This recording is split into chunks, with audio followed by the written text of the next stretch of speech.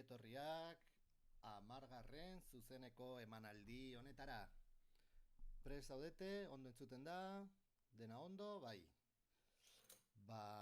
Guazen astera. Gaur aldatuko dugu pixka bat ohiko sistema. Pixka bat geroago ikusiko ditugu ariketak. Eta hasiko gara ariketa berri batekin, baina gero itzuliko gara zuek bidalitako ariketak aztertzera. Betiko moduan, irekita dituzue hemen chat lehioa edo zer gauza komentatzeko. Ados? Gaurkoan ez dakit azken tutoriala ikusi duzuen, ez zuzenekoa, baizik eta bestea. Igual bajua entzuten da, goko ez pixka volumena, horrela hobeto. Vale. Aste honetan, aste artean, hasi gara pixka bat animazioak eta pertsonaien diseinua After Effectsen bertan egiten. Eta gaurko zuzenekoan, horrekin jarraituko dugu pixka bat. Baina esan bezala, gero beste tartetxo bat izango dugu ariketak ikusteko. Esan bezala, betiko moduan, konposizio berri bat, animazioa, betiko Full HD, ezaugarri guztiekin, eta listo. Hementxe daukagu. Hau igual ez dugu orain arte ikusi, edo bai, ez naiz gogoratzen, baina uste dut ezetz. Hemen, timelineen ze puntuan gauden ikusteko aukera ezberdinak daude. Kasu honetan, daukat konfiguratuta fotogrametan irakusteko. Hau da, 311 fotograma. Horrela, 500 fotogramera arte. 500, ze, bai, 500 dia, ze lehenengoa beti 0000 izaten da.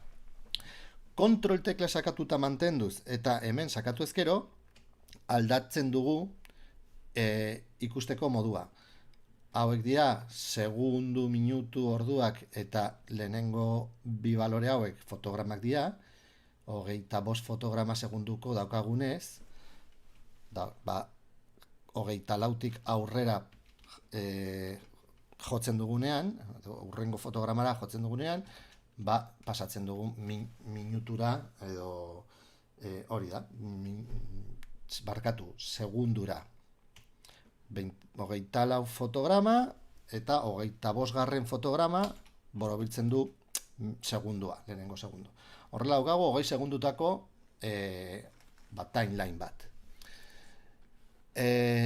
Hasiko gea shape layerrak erabiliz marrazkitxo bat egiten. Kasu honetan egingo dugu pertsonai bat ibiltzen, besterik gabe. Betiko moduan, hemen eskubiko botoia sakatuz, berria, shape layer, eta hasiko gea hankak marrazten, rektanguluekin.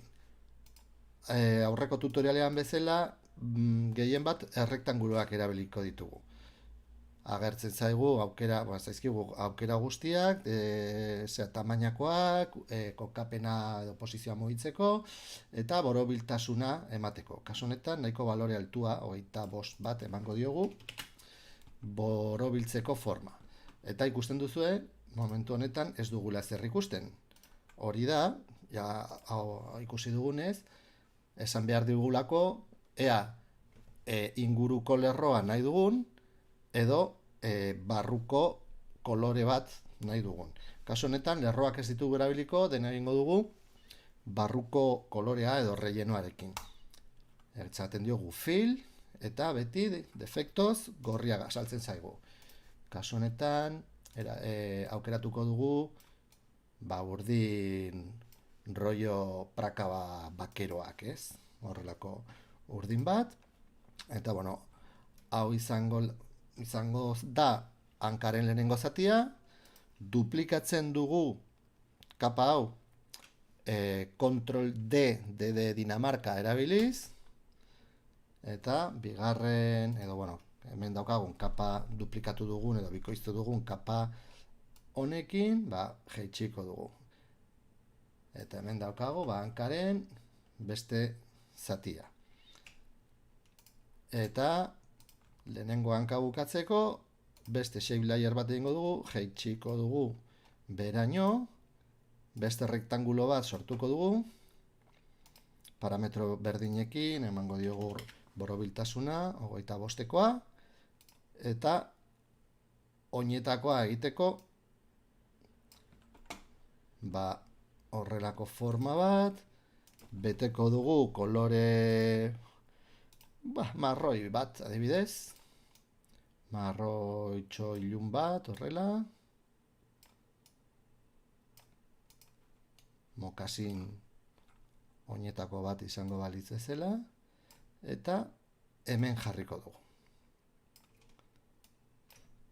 Daukagu hemen laurdenetara kalitatea, jarriko dugu full, eta hobeto ikusiko dugu. Bale? Orain gauza garrantzitsua horrelako animazioak egiteko. Hau komentatu genuen pasadaz, aurreko tutorialetan, baino gaurkoan garrantzi oso handia hartuko du. Hierarkiak. Kasu honetan nahi dugu, oinetakoa hankaren zati honekin lotura bat izatea, horretarako ikusi genuen bezala ateratzen dugu zurrunbilo edo kiribil honetatik marratxo hau arrastratuz, eta hemen askatzen badugu, hemen agertzen zaigu, ze geruzarekin sortu dugun lotura. Kasu honetan, oinetakoa izena jarriko diogu, oinetakoa, hemen hanka, eta hemen zer izena jarriko diogu,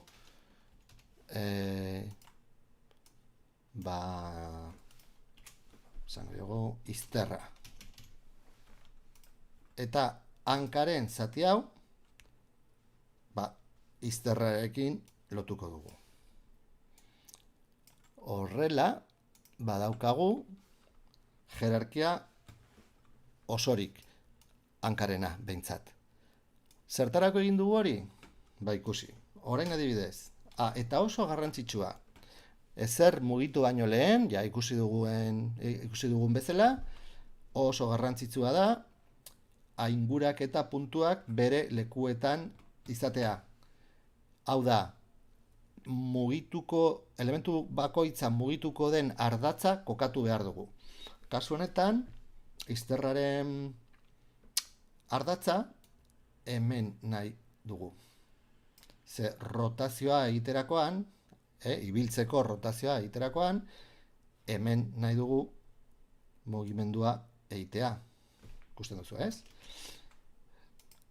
Hankaren zati honekin, gauza bera, nahi dugu, artikulazioa dagoen lekuan kokatzea aingurak eta puntua. Horrela lortuko dugu, hori ez, hemen izatea, hori, rotazio ardaz nagusia.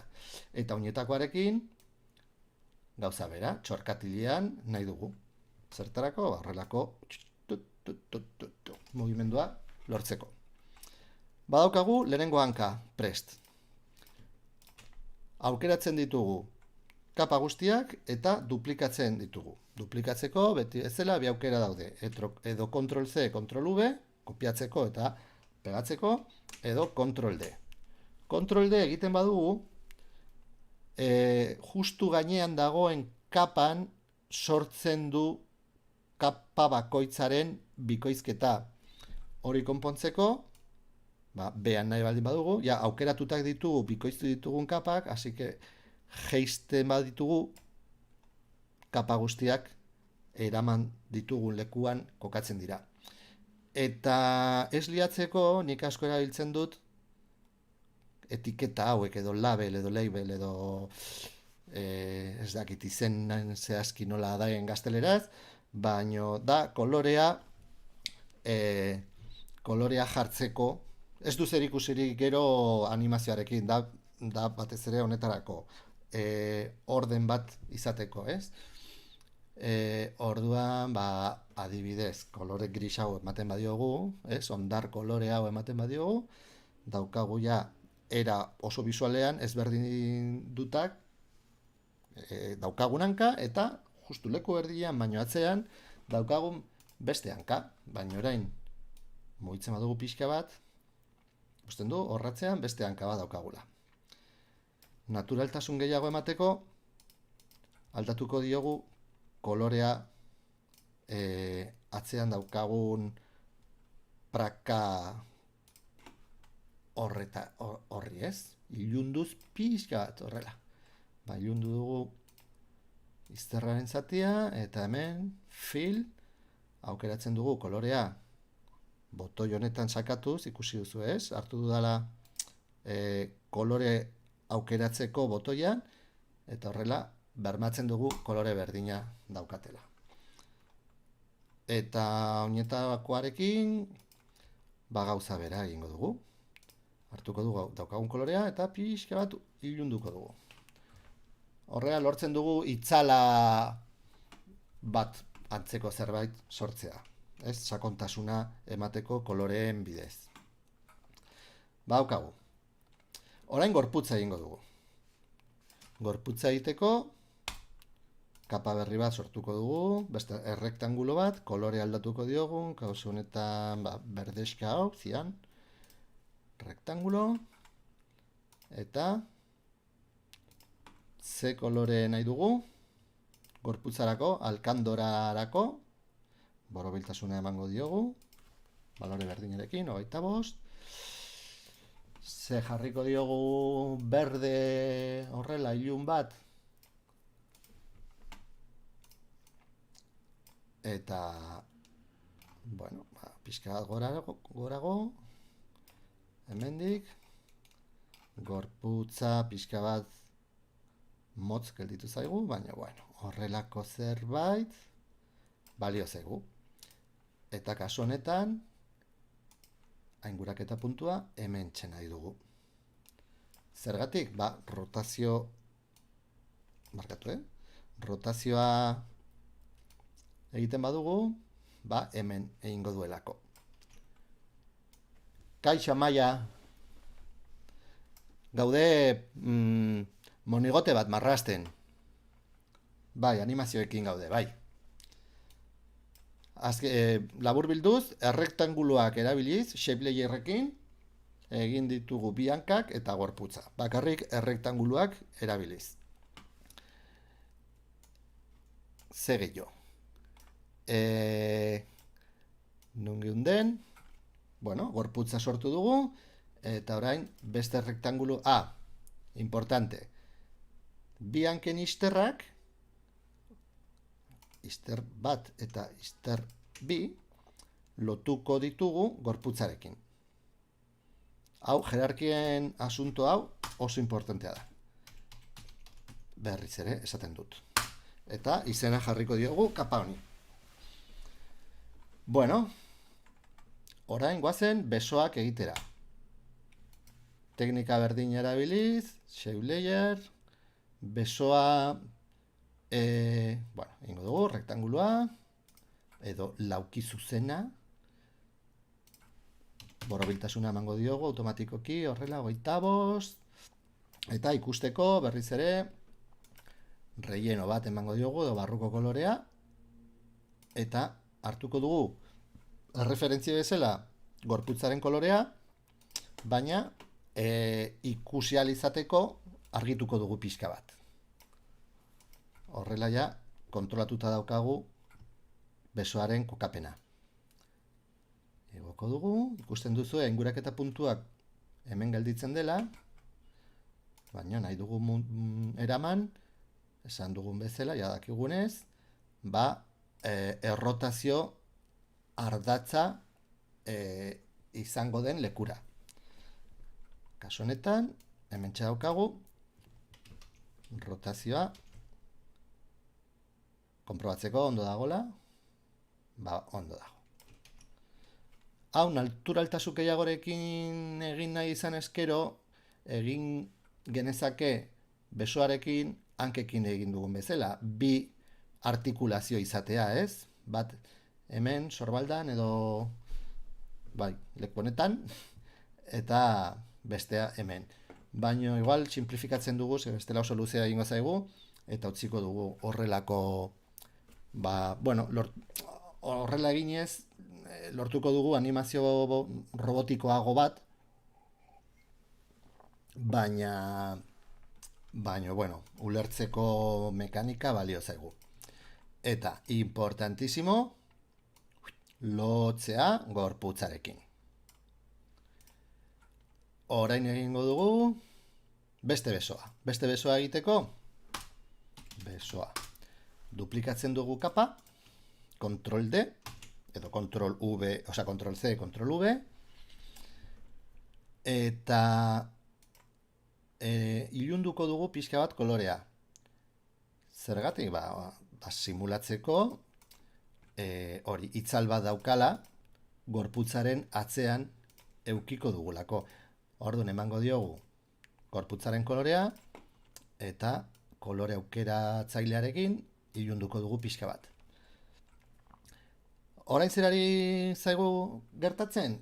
Badaukagula sortu berri dugun beso hau, lehen geneukan besoaren gainean. Besoa bi geruza, besoa geruzaren gainean daukagula.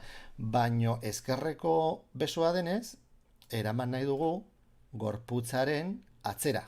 Hau da, gorputzaren geruzaren azpian nahi dugu. Hemen, behan. Hortxe daukagu. Orain ez dugu ikusten atzekaldean dagolako, baino rotatu ezkero, hortxe daukagu. Ados? Bueno, ja lotu dugu. Egia da, hau ez dut aipatu, duplikatzen dugunean jerarkia daukan geruza bat mantentzen du. Bikoiztutako geruzak mantentzen du jatorrizko geruza daukan loturak edo, ez? Bestela, lotuko genuke berriz ere, eta listo. Ez dauka misterio handirik. Goazen burua egitera. Egingo dugu berriz ere, hemen, izena ipiniko diogu, burua. Beste errektangulo bat, edo lauki zuzena egingo dugu, borobilduko dugu. Egingotein dugu rollo kabezon, jostailutxo, hain modan dauden jostailutxoiek bezala, ez daukit izena. Eta, venga, eta kolorea, bueno, horiska bat, lego bat izango balitz bezala, horrela, hortxe daukagu burua, lotzen dugu gorputzarekin, eta ikusi, orain gorputza mugitzen dugu, dena daukagu gorputzarekin lotuta, gorputza mugitu ezkero, gainontzeko elementu guztia gorputzarekin batera mugitzen dira. Eta da, un puntazo. Begiak egin ditzazkegu, begiak egin ditzazkegu buruaren forma edo shape layer barruan, beste rektangulo batzuk gehituz, eta horrela igual, erresago edo garbiago gelituko litzateke animazioa, geruza gutxiago izango genituzke, baino gero igual jolasten dugu espresioekin eta ematen baldin badigu denbora, ordun beste geruza batean egingo dut. Baina, bueno, jakin dezazue, beste rektangulo bat sortu eskero, oso importantea da ordena. Ikusi, rektangulo sortzen badugu, relleno edo barruko kolorea baino lehen, edo goikaldean, hartuko du behan, osea, behan dagoena afektatzen du goian dagoen guztiari. Baina, onera eramaten badugu, ez daukar rellenorik. Eta, hau, aukeratuta izan da, eman diezaiokegu, honela jeitsiz, beste kolore bat. Ikusten, orain ez dugu ikusten, zergaitik? Zergatik ez dugu ikusten, oso garrantzitsua delako ordena. Eta bekaldean, osea, errektangulo nagusia daukagu errektangulo txikiaren gainean. Eta ondo ikusteko eraman beharko genuke onera. Baino ez dugu erabiliko. Hau izan da bakarrik erakusteko. Borratzen dugu errektangelu txikia eta beste shape layer bat egingo dugu. Begia eta begia beste errektangulo batekin egingo dugu. Txikiagoa, borobila, posizioa, eramango dugu hemen gora, txikiagoa egingo dugu, eta barrukaldea beltza. Aber, galderak, markatu, daukat justo lehio bat, txat lehio bat estaltzen. Kopiatu daiteke shape layer baten forma bezala eta maskara batean bihurtu beste solido batean kopiatzeko. Oazen probatzera. Nik badakit forma eskuz egina baldin badago, trazado bat baldin bada, bai. Oazen solido bat egitera, solido txuri bat, hemen gainean, eta oazen saiatzera, rektangulo, hau oso txikia da, baina buruaren rektanguloa adibidez, kopiatzera eta pegatzera solido gainean. Ez digusten rektanguloa solidoan pegatzea. Izatez gauza ezberdinak dira, baino nik esango nuke, igual oker nago, nik eta alderantziz, ari zait bururatzen, eta solido honen gainean egiten badugu horrelako trazado bat, kopiatzen dugu, egiten dugu shape layer berri bat, shape layer zuzenean, pegatzen badugu zuzenean, ez dakiz gertatuko den, maskara bezala pegatzen du, ez forma bezala. Shape layerrek izan dezakete maskarak ere. Baina, esaten badiogu, trazado bat izateko, eta trazadoren gainean pegatzen badu, ez. Maskara bezala agertzen zaigu. Baina galdera ona zan, Ez zait inoiz bururatu, ez dut inoiz beharrik izan, shape layer kapa batean. Segun eta zertarako nahi duzun beste era batzuk daude, ez? Osea, adibidez, eta hau ikusita daukagu. Bueno, ez naiz liatu nahi. Baina maskara bezala erabiltzeko ikusi genuen nola shape layer bat erabili daiteke kapa bezala, maskara bat balitz bezala. Goratzen zarete? Hau da. Ekarriko dugu solido pantalla osoa okupatzen duen solido hau, eta adibidez burua duplikatuko dugu eta pegatuko dugu hemen. Esan diezaiokegu goiko forma edo shape layer hori alphamate bezala hartzeko. Eta orduan solido honek hartu du maskara bezala goiko kapan daukagun shape layerra.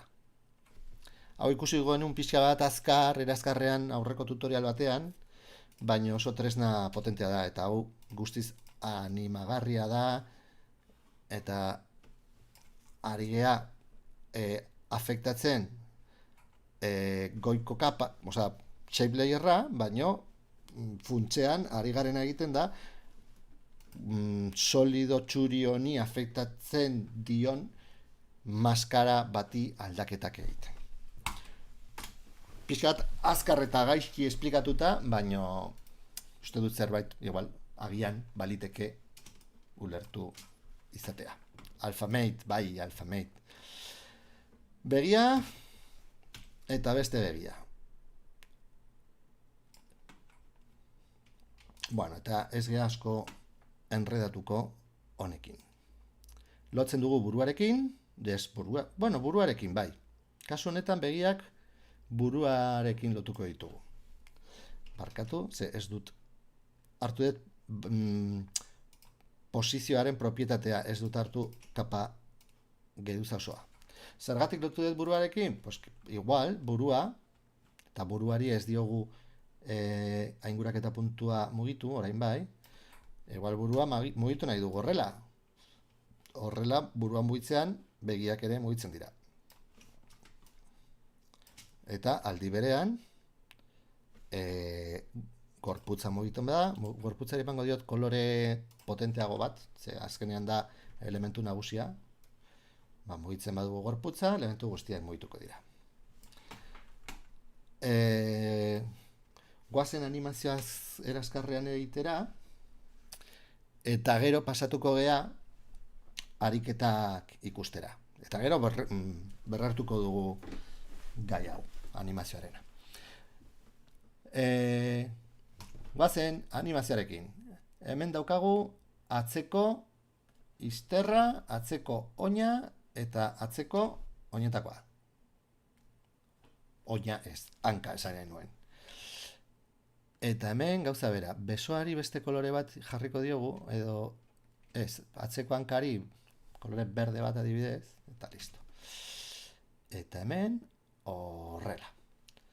Badakizue, eskubiko hanka aurrean daukagunean, normalean, eskubiko besoa atzekaldean eramaten dugula. Hau da, mugitzeko era naturala. Eta gauza bera, ez? Ezkerreko hanka hori da, ezkerreko hanka atzekaldean daukagunean, ezkerreko besoa aurrekaldean. Orduan, kapa guzti hauetan, bai besoan, bai izterran, bai hankan, bai oinetakoan, eta beste guztietan keyframe bat sartuko diogu. Aurreratuko gea 10 fotograma. 10 fotograma salto batean aurreratzeko kontrol maiuskulas eta eskubiko gezia sakatzen da. Eta eramango dugu erdiko puntu batera. Izterra hemen. Bueno, 0 balorean utziko dugu dena, horrela automatikoki. Horrela daukagu. Puntu honetan, gauza bera egingo dugu.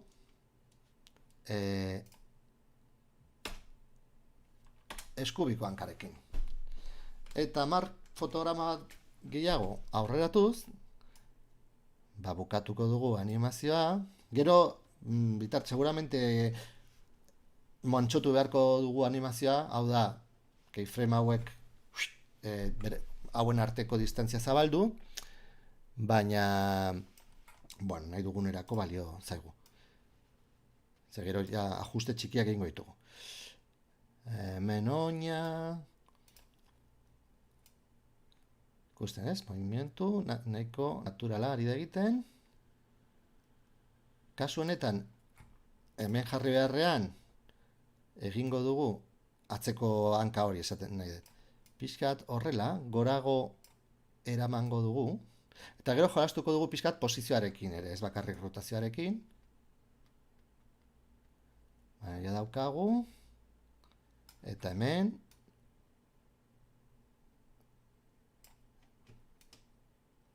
Badaukagu, pixkat. Nahi dugun animazio hori. Posizioarekin jolastuko dugu pixka bat, eta naturaltasun gehiago emango diogu. Puntu honetan, besoare beste lekura eramango dugu, eta beste besoa beste lekura. Horrela. Zer gertatu zait? Lehen komentatu genuen betiko, eta askotan gertatzen den problema, egiten duzula mugimenduaren animazioa, baino ahazten zaizula keyframea sartzea, problematikoa da, ez du animaziorik egiten. Orduan, sartu diot hemen bukaeran fotograma, eta ja, orain bai. Eskerrik asko Amaia, bai, hori izan da. Eskerrik asko abizatzeagatik. Vale, ja daukagu animazio hau. Eta burua, bueno, eman diezaiokegu pixka bat animazio txiki bat, gora eta bera eta horrela, baina hemen dibartigarriena da posizioarekin jolastea. Jetxiko diogu pixka bat horrela, bueno, hemen jarriko diogu eta berriz gora.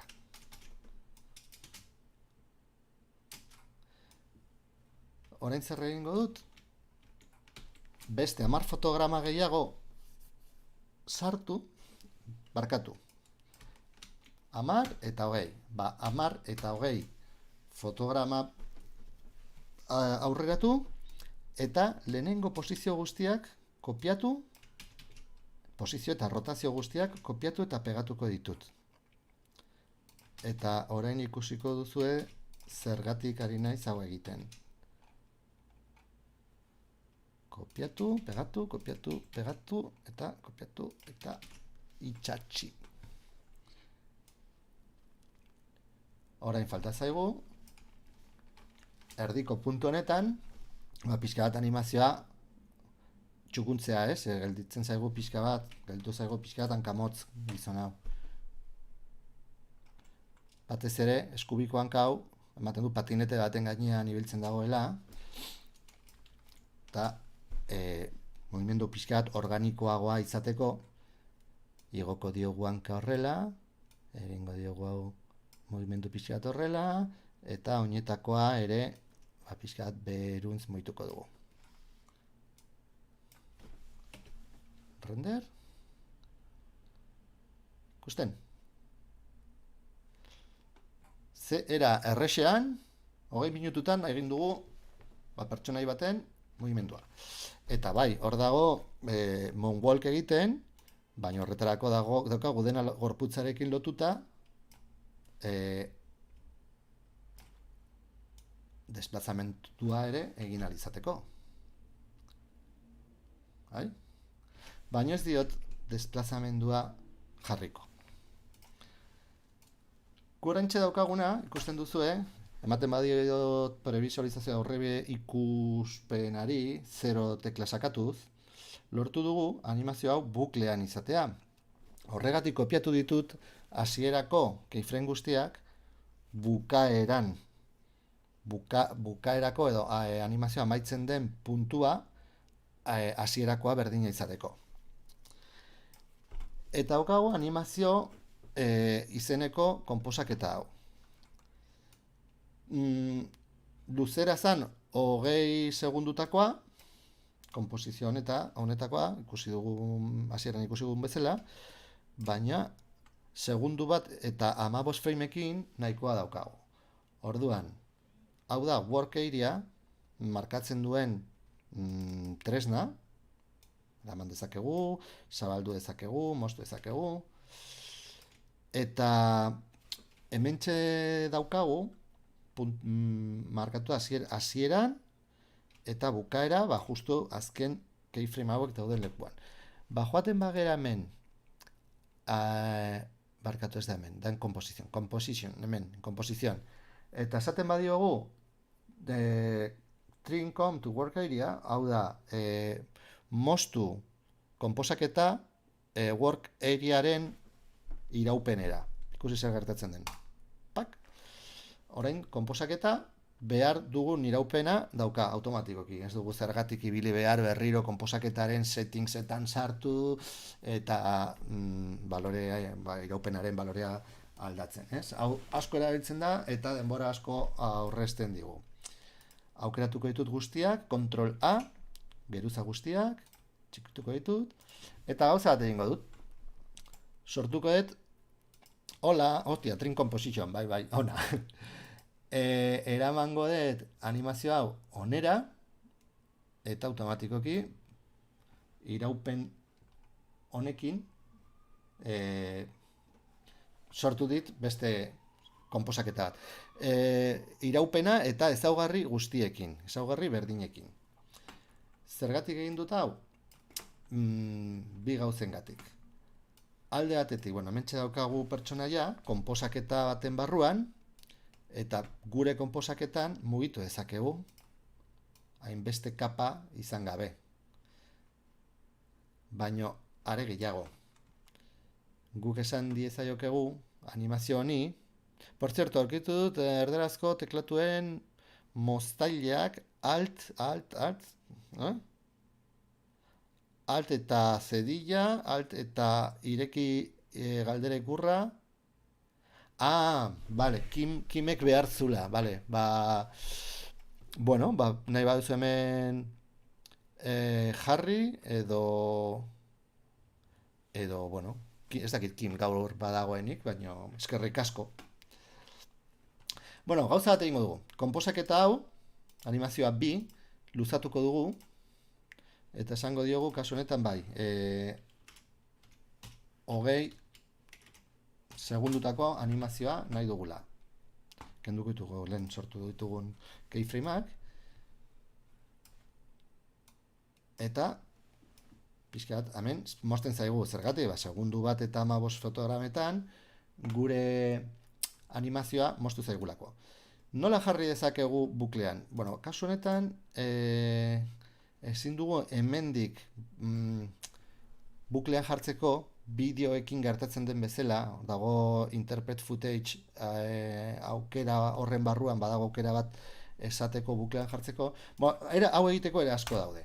Baina adibidez, esaten badiagu, time remap bat nahi dugula, jartzen digu lehenengo fotograma eta bukaerako fotograma, bukaerakoa transparentea, beti ja kanpoan sartzen du. Erabili behar dugu beti azken aurreko fotograma. Bueno, hor sartu dut. Eta ikusten duzu egia ez daukagula hemen konposaketa mozten den ikonotxoa. Hau luzatu dezakegu nahi bezain beste. Orduan egin dezakeguna da, nola buklean daukagun animazioa, copy paste, time remap,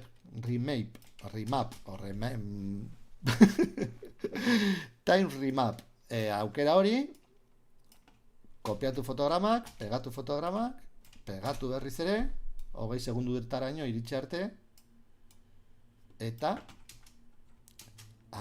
ez dut ondo egin.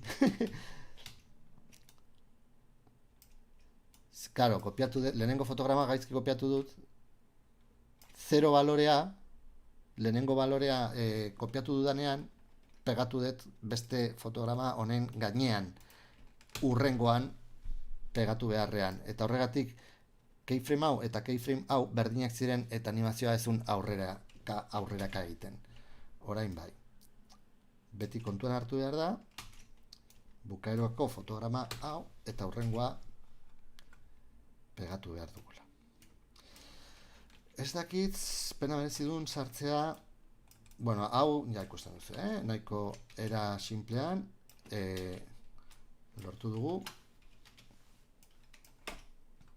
animazio hau, bukle suabe, borobil, eta perfecto batean izatea.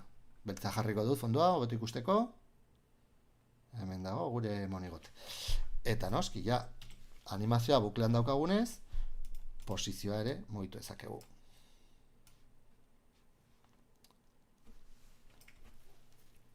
Claro, hori da, claro.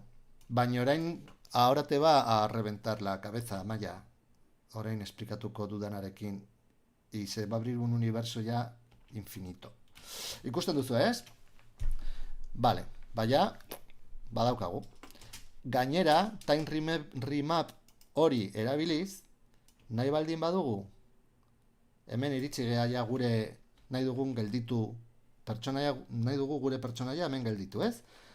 Kentzen ditugu aurrean ditugun elementu guztiak, eta puntu honetara iristen denean, gelditzen da.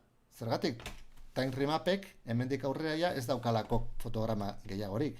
Are gehiago, gelditzen denean, nahi baldin badugu, posizio konkretu bat izatea, igual horrela posizio naturalago bat, time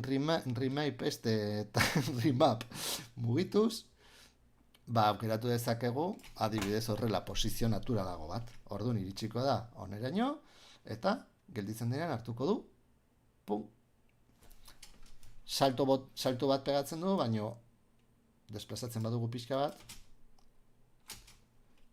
edo igual bilatu behar dugu posizio honetaz gertuago dagoen puntu bat, adibidez, hau. Sartzen dugu hemen puntu hori, eta listo. Ez dakit ulertu den egin dudana, baina ikusten, eta hor gelditu zait, nunbait, beste, ikusten duzu, ze moonwalk egiten dut, hori da bukaeran, beste, bai, pegatzean, konposaketaren kanpo gelditu zaizkit keyframe hauek. Orain bai, guztiz geldirik geldituko dela. Esan behar nizuena. Eta espero dut scripting buruz ukituko dugun gauza bakarra izango dela. Ze, hasten bagara programa honek programatzeko eskaintzen dituen aukeretan, ez dugu sekula santan bukatuko. Hemen ditugu borratu ditut fotograma guztiak, fotograma, TainRimepeko keyframe guztiak, lehenengo biak ezik. Hau da, daukagun, segundu bat eta 15 fotogrametan daukagun jatorrizko animazioa. Alt tekla ematen badiogu, eta hemen ikusten duzue erlojutxo bat dagoela, irekitzen zaigu hemen testua sartzeko leiho txiki bat. Buklean jarri nahi ditugunez, propietate honen barruan dauden bi keyframeak, horretarako komando bat dago, loop out, abre paréntesis, comillas, cicle. Comillas, cierra paréntesis. Honek, emajetu, zenbat denbora aurrezten ari garen. Hartzen ditu kapa horretan dauden fotograma guztiak, hasieratik bukaera arte, eta buklean jartzen ditu. Eta zikle ideia, zikle komando honek, edo zikle instrukzio hau, da zikloan bukle batean jartzeko, baino aukera pilo bat daude, ez bakarrik loop out, hau da programazio hizkuntza oso bat, baina adibidez jartzen badiogu ping-pong, uste dut ping-pong dela, kasu honetan ez da nabaritzen,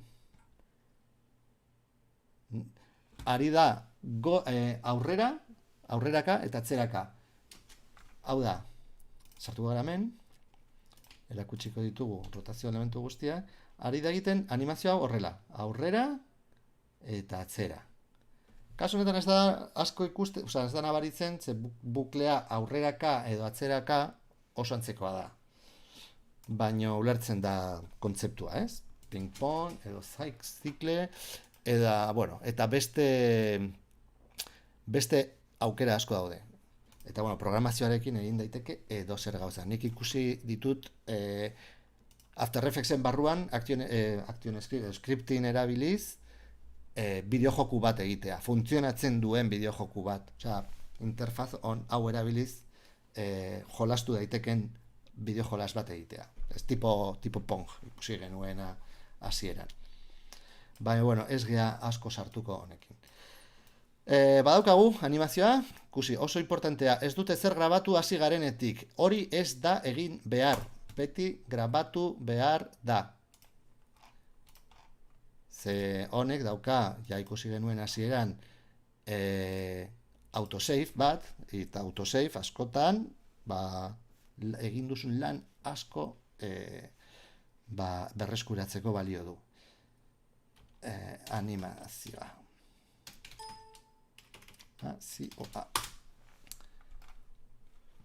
Goazen orain, gaur, ematen dut amaitutzat, movida hau, monigotearena. Goazen orain ikustera, bidalitako ariketaren, bueno, ariketa, eta ikusiko dugu, Amaiak egin du, eta ikusi ze flipante.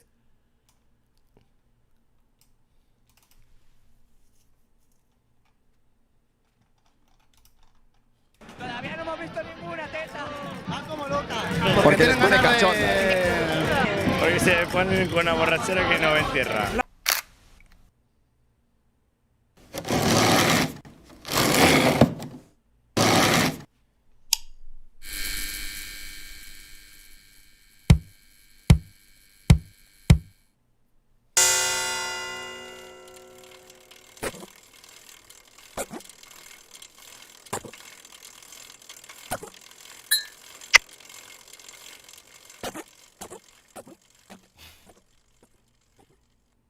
Todavía no hemos visto ninguna teta.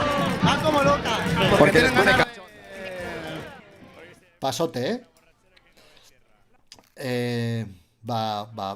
a ber, neri, naiz eta zuk esan, arazoak esan dituzula, nola manejatu duzun puppet tool energumeno hauek animatzeko, da, osea, mugimendua da, supernaturala. Buklean jarri duzu, aprobetxatu duzu oso ondo, osea, ekonomia de medios, ikusten da mugimendua errepikatzen direla, copy-paste egin dituzu, puppet tooleseko keyframeekin, baina, bikaina, hau da zailena. Plastilinakoak, baina, bueno, bai, mugitzen dira rollo rapero, pero mola, oso ondo dago. Eta, bueno, eta gero, hau ja, mozten denean, oso ondo, maskarekin jolas hori, rekortekin, audio efektuak ere, oso ondo daude, eta hori guk ez dugu ikusi hemen. Hau ere, gauza bakarra, hobetu dugu daitekena, eta batxora txikikeri bat da. Hemen hartu duzu kapa bakarra, itzal guztiekin. Itzal bakoitza independienteki hartu eskero, lortuko zenuke mugimendu, bueno, ez dakit finagoa, baino bai irudiekin lotuagoa, naturalagoa, ez? Hau izango zenuke anchor point hemen puntan eta naturalagoa bai. Hemen puntan eta honen azpian, hori, badakit dakizula, baina, bueno, zerbait aipatzeagatik. Eta gero hau, la pelota, aplastamendua. Hau, incluso, bai, kuerda, hau da, rotazio, edo eskala da, rotazio, eskala da, ez? Eskalarekin jolastuz lortu duzu, hori, kuerda hori bueltak ematea. Ez da eskala, ez? Plano dagoenean, bai, baina bi elementu daude, orduan. Ze hemen dagoen zati hau ez da txikitzen, baina zati hau bai.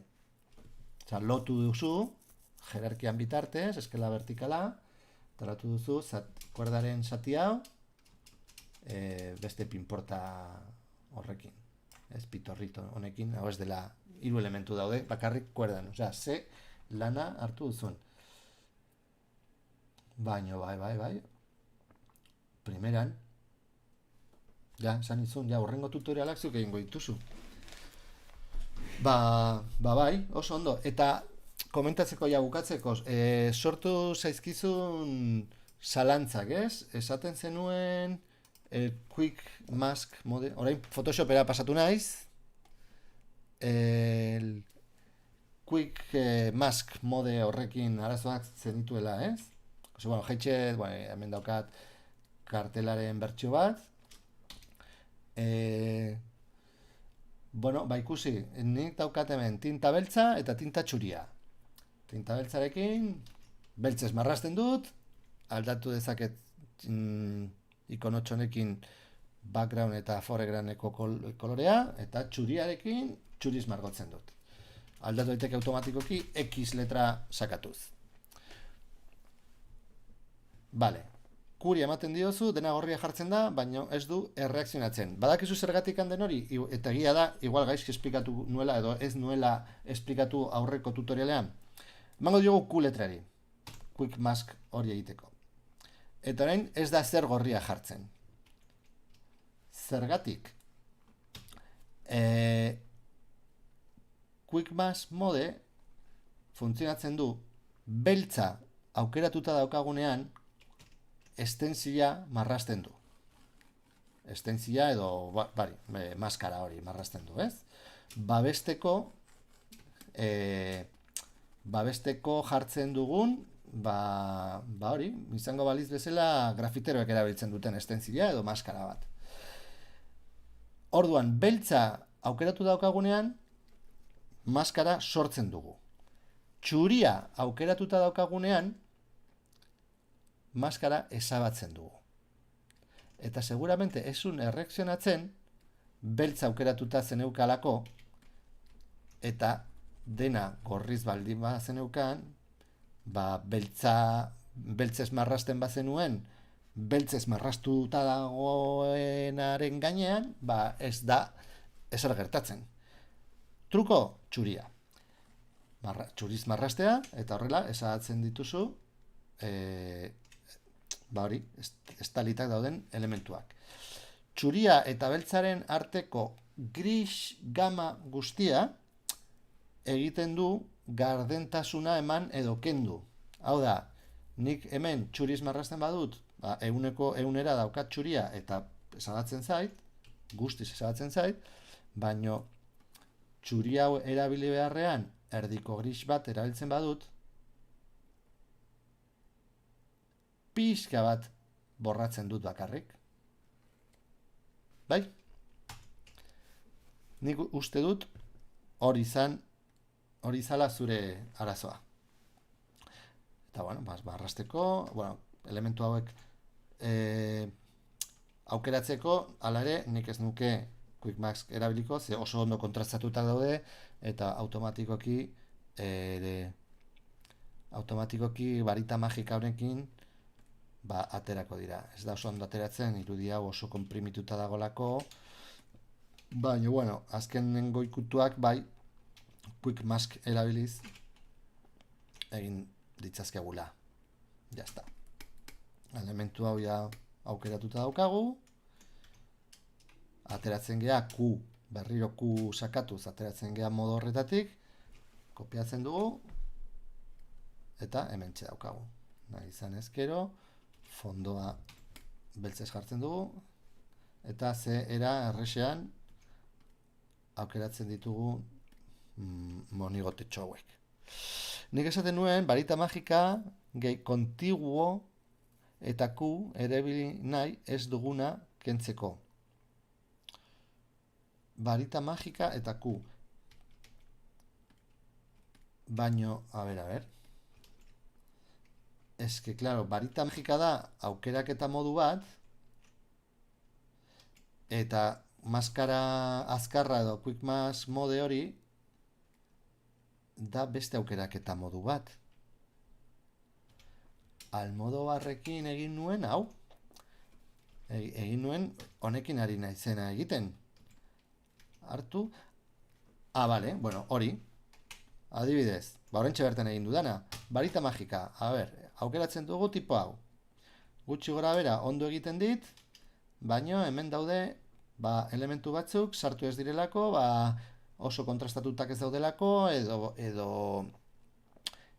edo konpresioagatik hemen laranja puntu batzuk, pixel batzuk sartu dira, eta automatikoki ez dit aukeratu. Hala ere, hemen tolerantziare jarri dezakegu, balore altuago txikiago bat, refinatzeko aukeraketa, baina, joaten gea Quick Mask mode horretara, eta beti txuria aukeratuta izan da, eskuz, bukatzen dugu. Eta uste dut, Almodobarren kartelarekin horrelako zerbait egin nuela. Hemen ere, beste konponketa txiki bat egin dezakegu. Eta bigarren pertsonaia aukeratuta daukagu. Pum. Bai. Hau da varita mágica, me pillaba líneas negras. Guazen... Bai, me pillaba líneas negras. Berreskuratuko dugu. Almodóvarren kartela.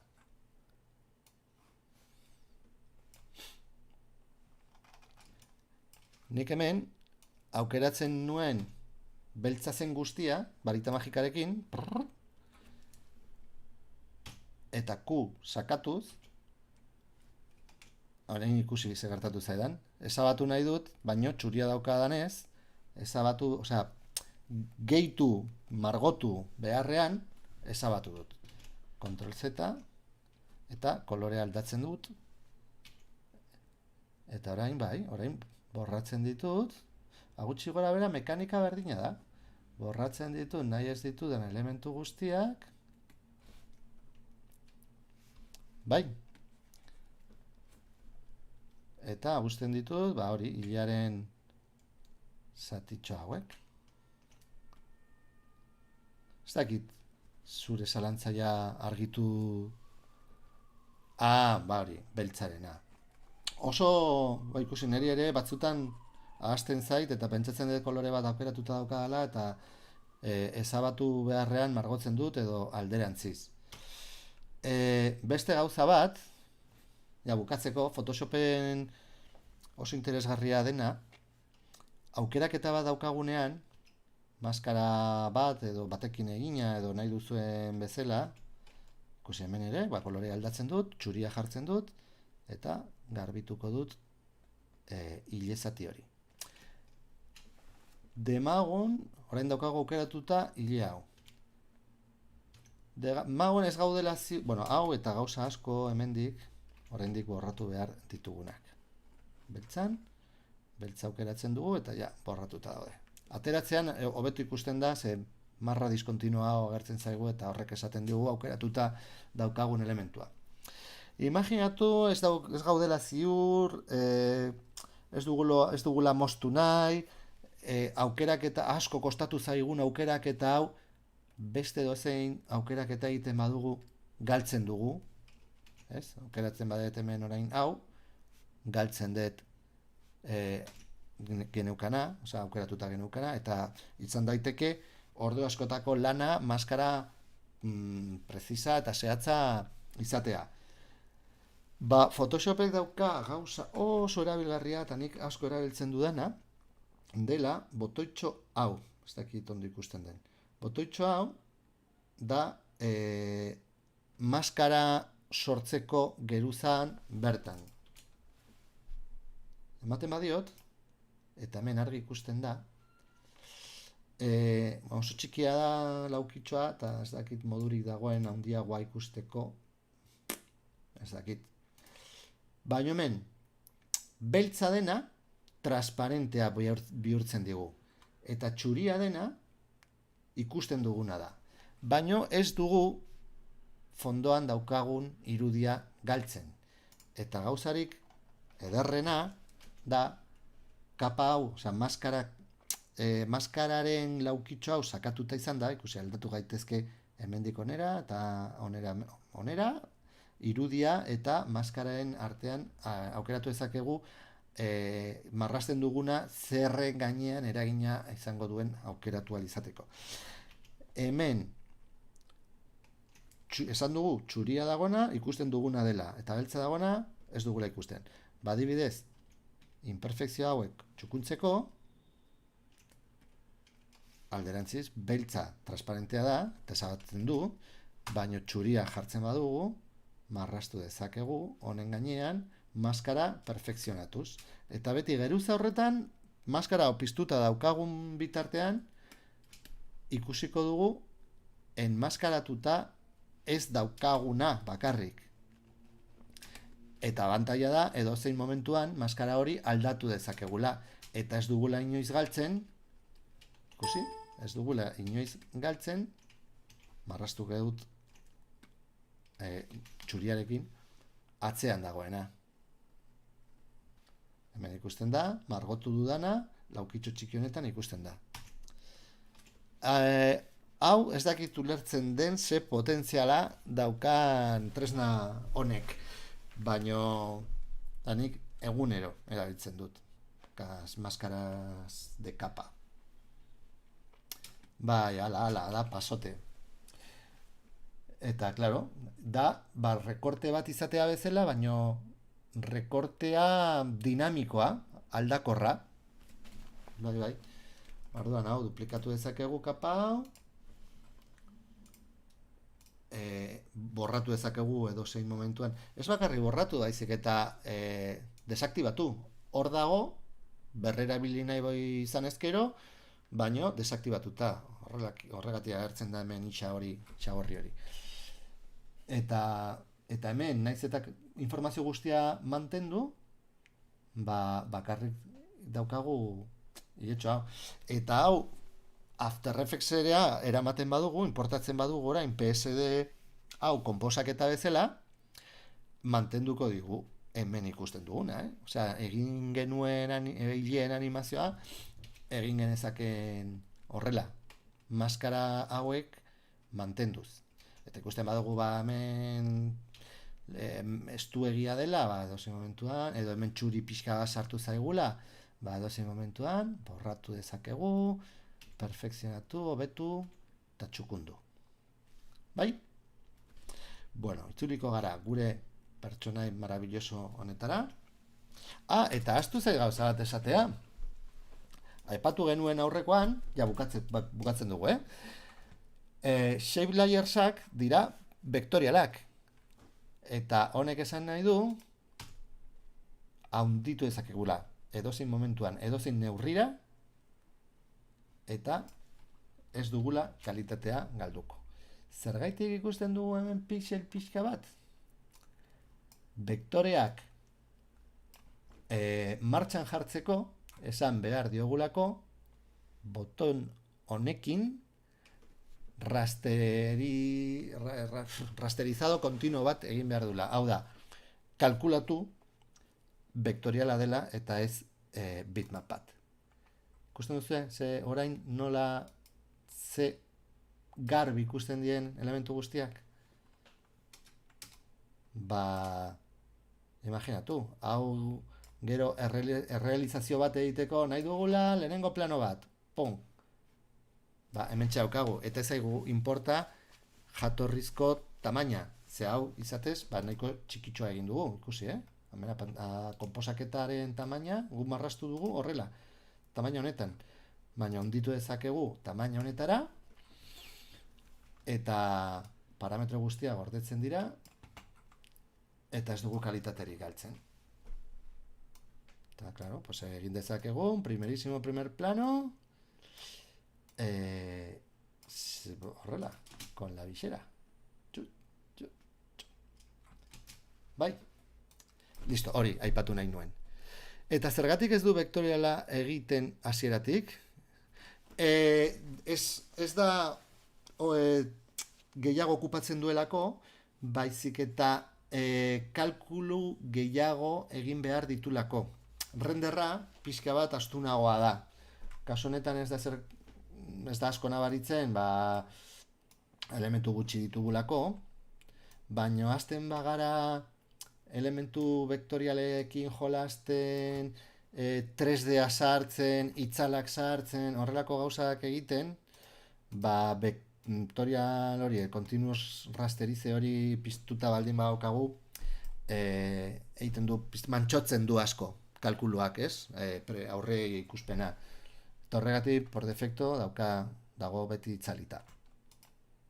Eta askotan nik, renderra bota arte, itzalita mantentzen dut, eta azken momentuan, goratzen banaiz, pizten dut, eta ja, esportatzen dut. Ze, bai, egia da batzutan ataskatzen dela pixka bat, dena vektoriala, continuous rasterizazio hori piztuta baldin badaukagu. Eta iritsi gea bukaerara, ez dakit galderak dauden, edo ez, baino ze pozik eman digu denbora animazio hau bukatzeko eta ariketa ikusteko, así que Galderarik ez baldin badago, esango dizuet, eskerrik asko hemen egoteagatik, eta laizter arte Larrotxaners. Utziko dut hau, buklean, eta horrela, denbora izango dugu bideoan, lehiatila sartzeko, suskriptore egin zaitez lehiatila hori sartzeko. Eskerrik asko zuei, laizter arte!